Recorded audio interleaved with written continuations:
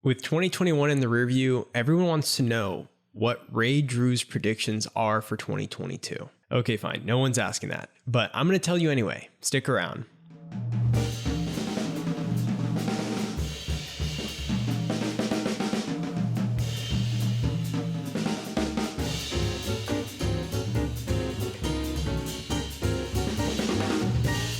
I think 2022 is going to be some of our trickiest waters to navigate as lenders yet. Think about it. 2020, as hard as it was actually pretty simple.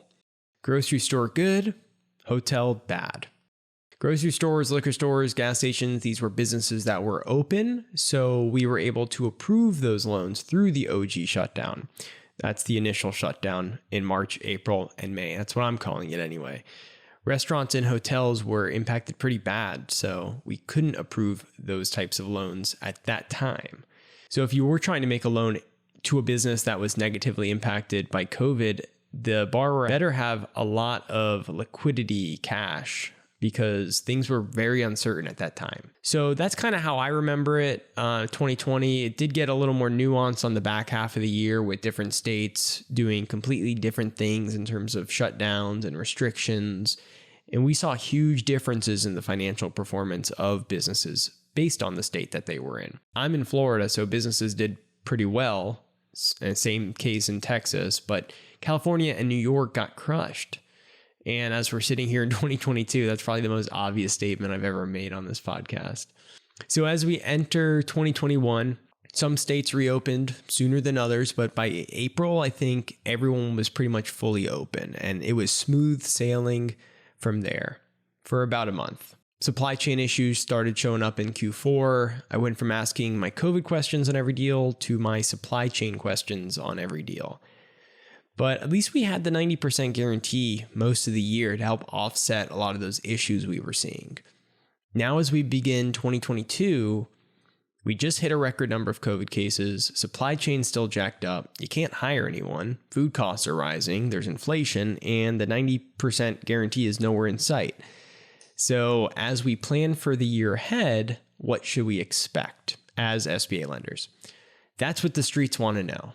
I do think a lot of SBA lenders pulled back when they lost the 90% guarantee, particularly when lending into certain industries like restaurants. I think that creates some opportunity for lenders like myself who can apply some common sense and go deal by deal.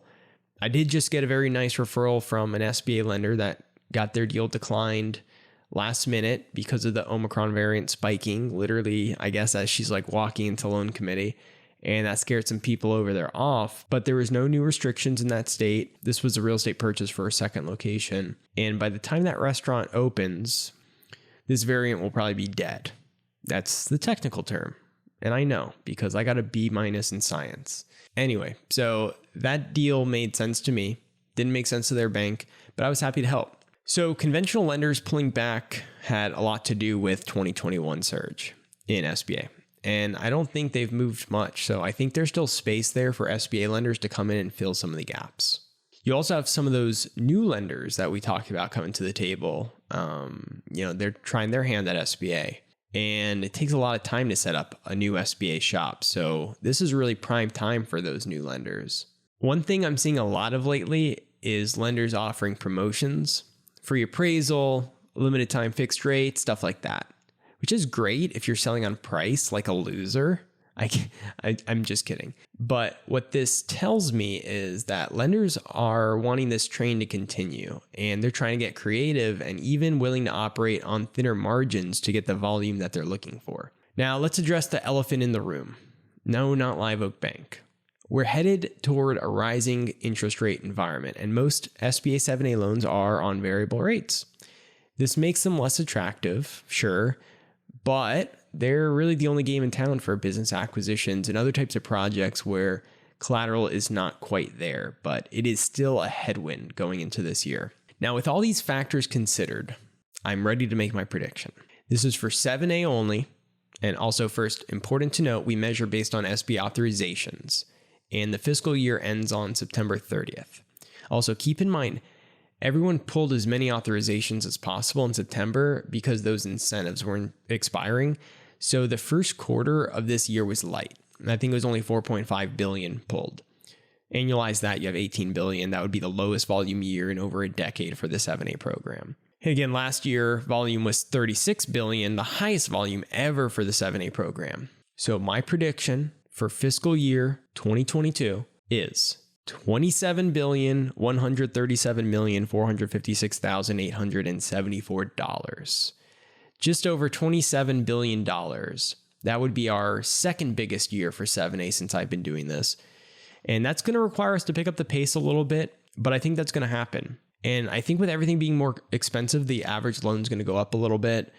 And don't forget, SBA is a household name now. And I really think last year's volume was overstated because of that mad dash to the September 30th cutoff. And without the 90% guarantee coming back, I don't think we're going to get anywhere near that number, 36 billion, but it'll still be a very impressive year for SBA. So there you have it. Let's see what happens. Best of luck in 2022. All right, that's it for this week. Don't forget to subscribe to the podcast so you never miss an episode of The Art of SBA Lending. And if you have any feedback or suggestions, email me at ray@artofsba.com. Until next time, ta-ta.